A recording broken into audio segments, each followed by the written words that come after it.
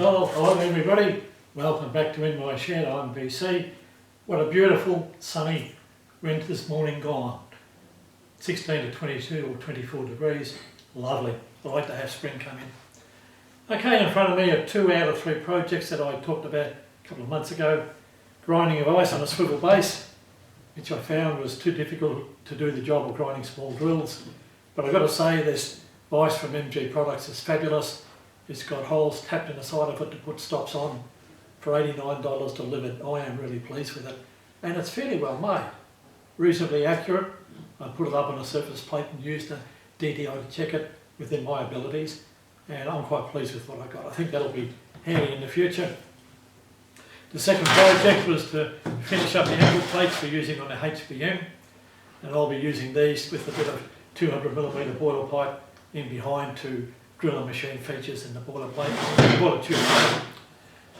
So copper tube is on its way now, and I'm still negotiating with the outer shell material, but that won't be too long.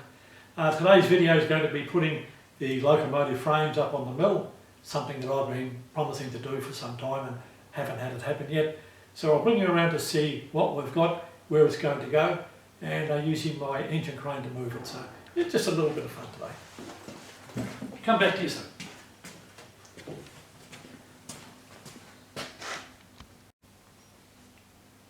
Here we are, back on the next project, 3rd out of 3. This is a set of frames for my Sweet William locomotive. Started many years ago, and then tool and cutter grinders intervened and drew me sideways, as did divorce and business. Now I've got a little bit of time to devote to it. I have shown a few videos on remaking the axle box horns. I was not satisfied with the silver solid brass items, so I machined some steel horns out of solid.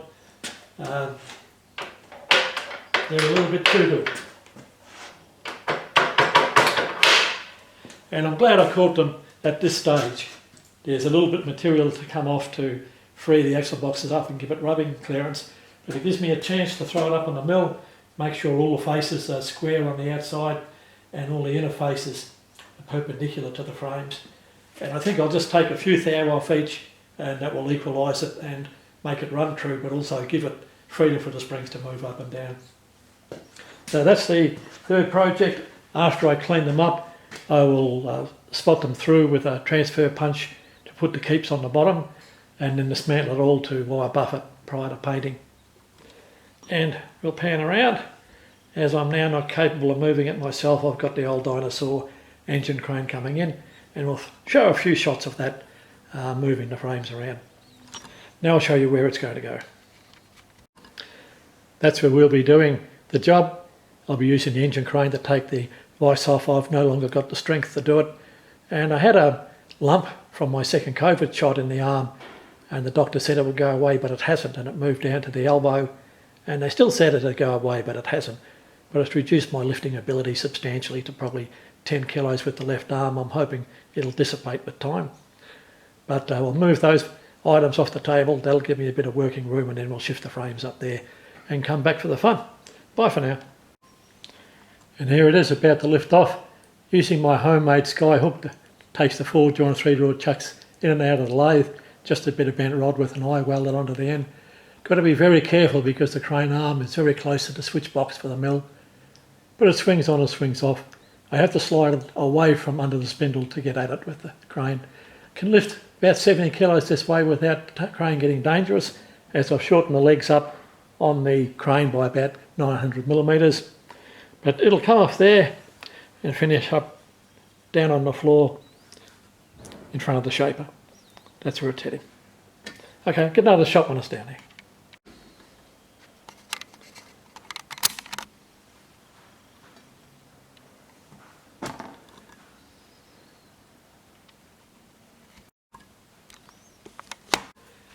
And it's not off on the mill table, it's naked, so I took the time out to get the vacuum cleaner out and spruce it up for the once-in-a-year job. Here are the frames just being lifted by the engine crane, and after I get them moved off the table, I'll show you how much crap it accumulated around it over the years. You'll be really surprised. That's what the frames are leaving behind. Annular cutters that have to be ground, countersink holder, Morse taper sleeves, hole saw holder, quick action clamps. Absolute bloody mess. Poor frames have been on that table for about 5 years now. And here it is from another angle. Just a little bit of further push and they'll be up on top of the table. I'll be able to check to see if the frame is dead flat then and make any adjustments needed to get it to settle right. And that of course will have to be checked as it's assembled finally. But bring you back when she's up there for the first time. Well, there it is. Fits just perfect. I've got about 10 or 11 millimetres either end at the buffer beam to in on the table. So a larger loco, this wouldn't be as good to do, but seems to sit reasonably flat. And luckily I have a pair of homemade parallels that are just the same width as the outside of the frame, so they'll go underneath to make up for any lumps and bumps in the frames. Now I'll take you over and have a close look inside the guzzards. There you can see the buffer beam and one of the stretchers with the toe hole. Now this is a good idea from Dallas, a couple of cylindrical squares, one here, one up the front, turned to the exact length that's inside of the frame measurement, and just a hold down bolt put through. That helps to keep everything square and the right distance apart while you make the stretchers fit in. Close up view of the axle boxes and another stretcher. That's the motion gear stretcher in there.